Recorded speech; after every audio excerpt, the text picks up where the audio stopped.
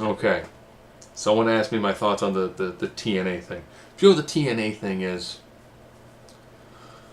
I guess after Bound for Glory, they pretty much tried to film as much as they could in one giant block because they're out of funding again. Billy Corgan of Smashing Pumpkins. Yes, that Billy Corgan. Yes, you don't need to film. He's working with TNA. He actually did a promotion in Chicago that, from what I heard, did fairly well, but not well enough. So he tried to become a majority owner of TNA. He was a while. They assumed that, well, the internet kind of assumed that he was heading up creative. That's why you had the Matt Hardy, found deletion bit. That's why you had Decay or Delete. That's why you had the Final War. He was trying to do all these different things with it. She was like, I've got a blank slate. Let's work with it. Let's make this a different brand. Let's try whatever we can and see what works. Which was good. But when TNA started having issues, he effectively tried to become the majority match. He wanted to take over the company, away from Dixie Carter. Because he loaned them money, he knew they would default, and then he could effectively buy it. It's a cluster. Now there's lawsuits involved. I guess they're defaulting on wrestlers currently, but they've got to allow them under contract, so they really can't go anywhere else once the tapings are done. There was a discussion of Matt Hardy being able to do a total non-stop deletion, which would have effectively been the end of the TNA brand per se. So then it could be reignited as a new brand.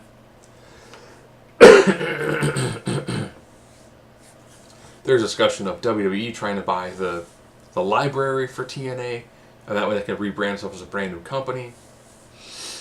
It's a cluster. This is, if you were there for the end of WCW, where you knew that Time Warner, AOL were like, we don't want wrestling, we can do away with it, and there was money in it, but no television contracts. So when Eric Bischoff got through there, he's like, all right, great. He's like, I'll own the company. You give him some TV time, and they're like, no TV time. He's like, if I can't put the brand out there, I can't do anything.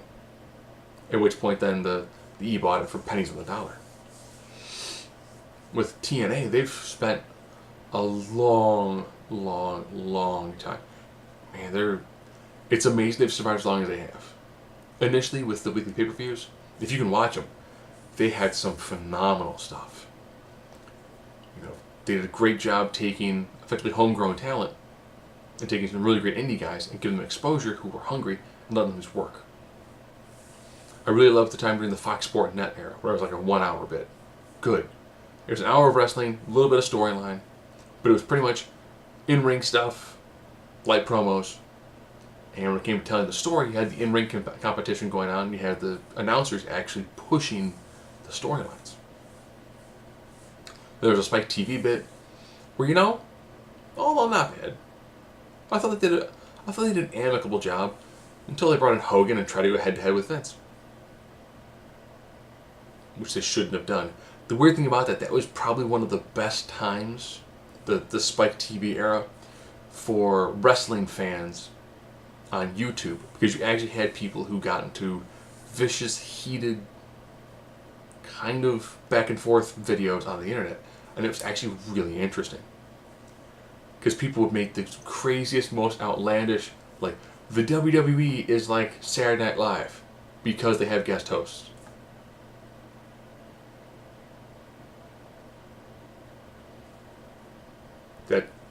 So one's a sketch comedy show, one's a wrestling show with sketches thrown into it, but they both have celebrity guest hosts, so they're equivalent.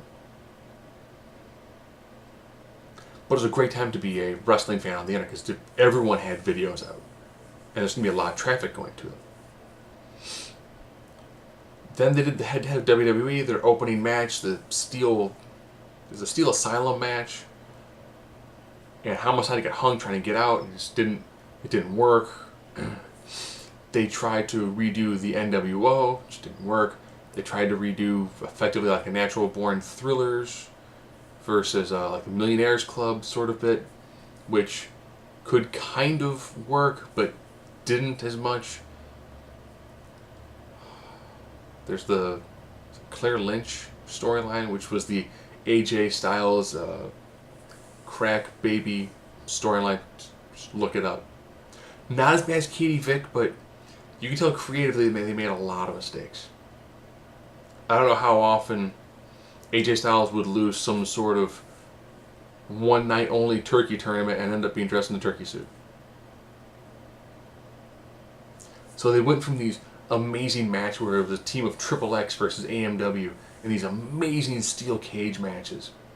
Then they had the Dudleys in and the Steiners. They had this amazing array of talent. They forgot they had great homegrown talent. And then they got bounced around from Spike to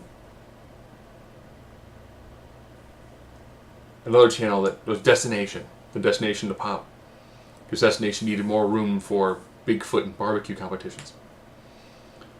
And it was sad because, you know, they were pretty much the number 2 promotion.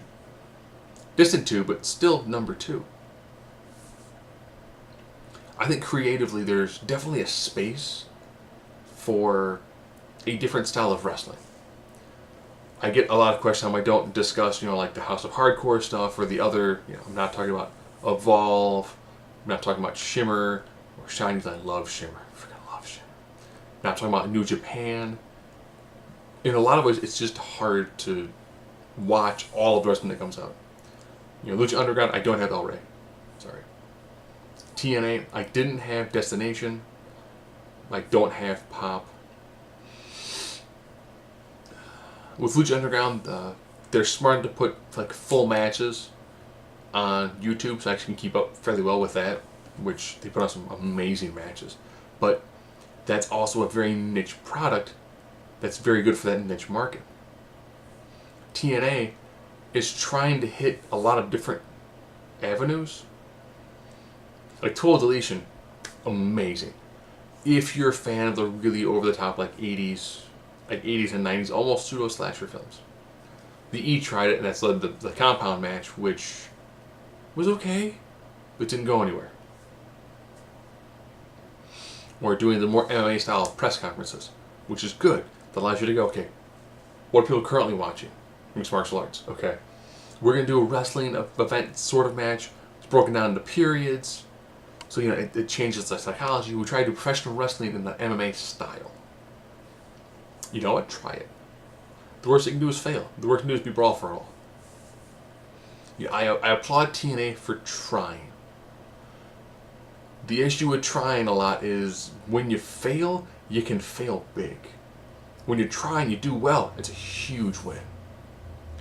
So at the end of the day, I would love to see the E gain the library of TNA. TNA rebrand itself. At this point in time, they could probably rejoin the NWA and bring back that belt. I wish them all the best luck. There's a lot of guys there who are working. I do think once they started throwing out big money contracts without the backing that they really truly needed, kind of began to hurt them. You've got guys like Drew McIntyre who should have done well on the E, but didn't. You have Ethan Carter III, who is doing well, but not because he's pissed off what happened to him in the E when he was Derek Bateman. Let's be honest, Derek Bateman does not main event a pay-per-view. Ethan Carter III does. There are some people there that make sense, that'd be good acquisitions. A lot of it, not so much. They've got some guys who are very good in that specific role, but that role does not exist in the E. Or even in NXT. You can make it work in NXT, but it might not translate on the main roster at all. So, those are my thoughts on TNA. I wish them the best of luck.